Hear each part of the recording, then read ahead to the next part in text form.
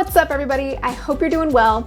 I'm doing extra good today for whatever reason. In fact, I'm feeling so good that I'm wearing a jumpsuit. For those of you who've worn a jumpsuit before, you know that you have to be feeling particularly ambitious that day. That's how good I'm feeling. I put my jumpsuit on knowing what a commitment I'd have to spend today whenever I needed to go to the bathroom. Anyway, that has absolutely nothing to do with the topic at hand today. We are continuing our series all about teletherapy. In the past few weeks, I've posted up videos about 3 different teletherapy platforms showing you how to set each of those up.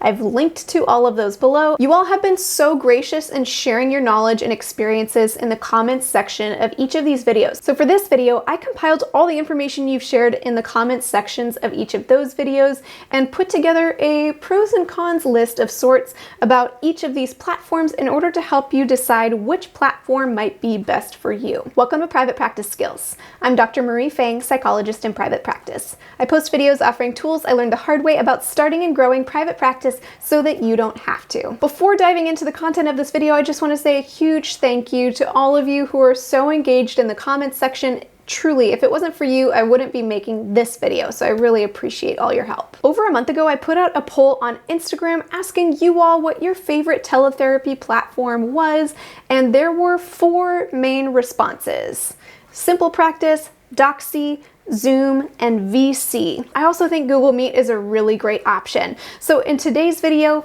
I'm going to break down the pros and cons of each of these platforms with the exception of Simple Practice, since that's the teletherapy platform associated with their EHR platform. So that leaves 4 major players left to look at: Doxy, Zoom, VSee, and Google Meet. So let's dive into the pros and cons of each of these, starting with Doxy. So one major pro of Doxy is it's free, capital F-R-E-E. Though yes, there are free versions of some of the other platforms on this list, none of those options offer a BAA with their free version, and you need that BAA in order for the platform to be HIPAA secure. Doxy offers that BAA in their free version, and it's super easy to complete. And that leads us to the second major pro of Doxy, and that's ease of use. Out of all of these platforms I'm going to cover today, I had the easiest time using Doxy, both as the provider and as the client. There's no app required for you or your clients, and your clients don't need to create an account in order to log in to Doxy. And your clients can also check into Doxy from either a computer or a mobile device. All they need is for you to copy and paste the link, send it to them, and once they click it, they can check into your waiting room. Now, with all that said, you might be thinking, that sounds amazing, sign me up. Why do we need to talk about any of the other ones where you need to pay money in order for it to be HIPAA secure? Not so fast. You all were very clear in the comments section of my Doxy video that you have been experiencing extreme, significant technical issues, like the whole thing crashing on you like half the time or 90% of the time, I heard from some of you all. That's not good. Also, lest you think that by paying for the upgraded version of Doxy, you're gonna have a better connection, it's been really clear both from your comments in my videos and taking a look at the forums on Doxy that this has not been the case at all. And I'm sure this is all explained by Doxy just being totally unprepared by the huge surge of users as a result of us all switching to teletherapy. But it does seem that out of all the platforms, Doxy seems particularly affected by this surge. And the last con of Doxy is that if you do want any additional features, you do need to upgrade to the paid version of Doxy, which starts at $35 a month. But I'm even a little bit hesitant to call this a con because for all of the other platforms we're going to talk about, you need to use the paid version just to get that BAA, and Doxy offers that with their free version. So take it with a grain of salt, but if you need features like doing a group call, screen share, etc., you definitely need to upgrade your Doxy account. Okay, I can already tell this is going to be a pretty long video because I still have 3 more to go, and I feel like I've been talking for a while. But let's keep going. We're moving on to Zoom next. For Zoom, I'm going to keep it kind of brief. Here's why. For whatever reason, there's been some misconception spread around the field that the free version of Zoom is HIPAA secure. This is 100% not true. The free version of Zoom is not HIPAA secure. Listen, I know I just kind of burst the bubble of a lot of therapists watching this video right now, and don't shoot the messenger. I'm just saying, It's not HIPAA secure. With the Zoom platform, the only way for your account to be HIPAA secure when you use the software is to pay for their $200 a month healthcare plan. Now, I wish the Zoom website were more upfront about this because somehow this misconception is spread. Anyway, because most of us are not about to dive into a $200 a month plan for a teletherapy platform when there are free and much cheaper versions available that do the same thing, I'm not going to spend any more time talking about Zoom. Okay, now we can move on. Actually, I have to see a client in 5 minutes. This video is taking me longer than I thought, so I'll see you later. And we're back. And we are now going to dive into VSee Messenger. Now, if you did watch my video all about VSee, I did a big oopsies and I accidentally bought VSee Clinic instead of VSee Messenger. Just to put that disclaimer out there again, if you're a therapist and you're interested in purchasing VSee, most likely you're looking for VSee Messenger and not VSee Clinic. If you go to the VSee homepage, they only advertise VSee Clinic. You need to go to the products tab and then you can find VSee Messenger there. Now, at the time of this recording, there is a memo on the VSee Messenger website saying they've temporarily suspended signups for Messenger due to high volume of use. I assume that they did that because they're trying to avoid the scenario that happened to Doxy where their platform just kind of shuts down. But I am still going to run through the pros and cons of VSee Messenger in the hopes that they address their technological issues, and it is an option to sign up for it again in the future. So in my opinion, the biggest pro of VSee Messenger is that based on the feedback I've heard from you all, it seems to have the least amount of issues with crashing. With all that said, I have heard from you all that you've experienced issues with VSee Messenger crashing too. Nobody is immune these days. Another pro of VSee Messenger is it offers many of the features people are looking for above and beyond the basics, so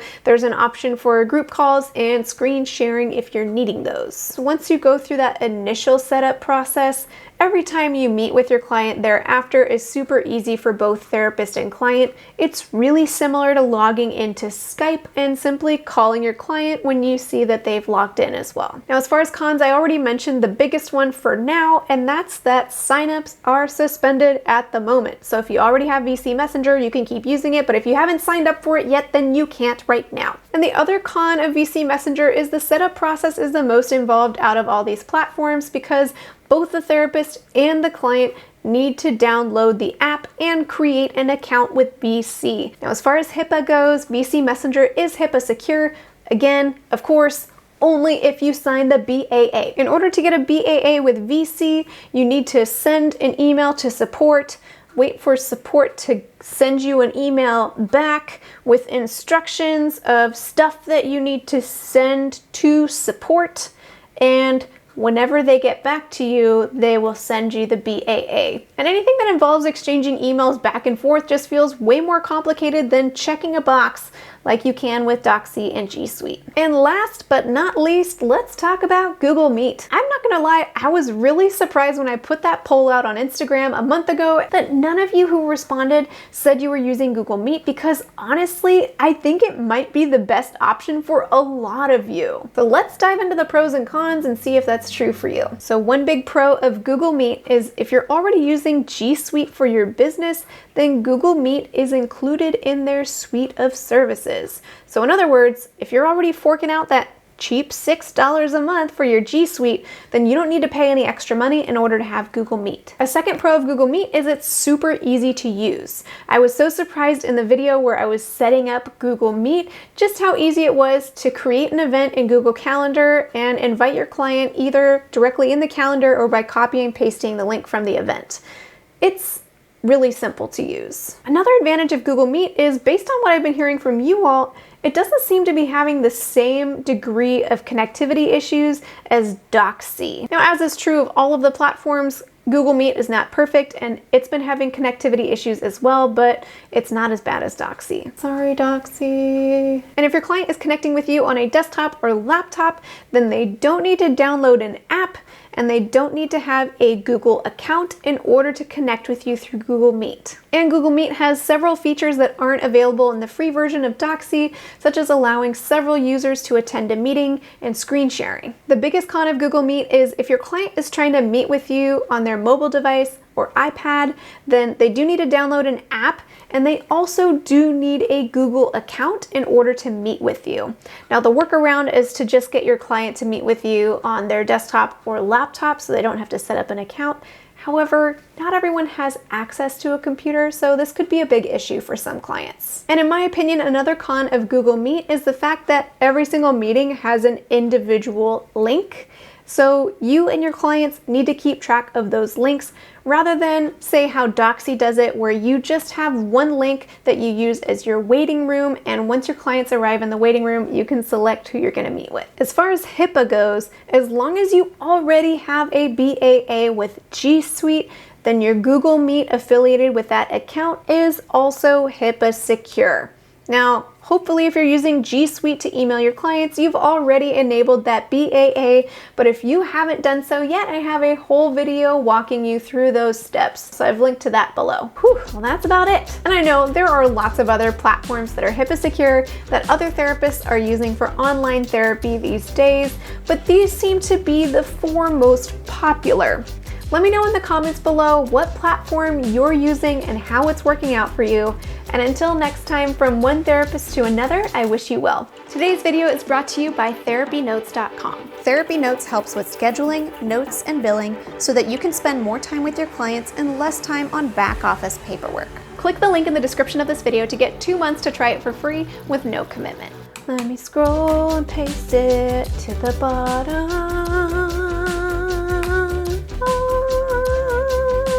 Then they don't need to download my Google account. Hey Google.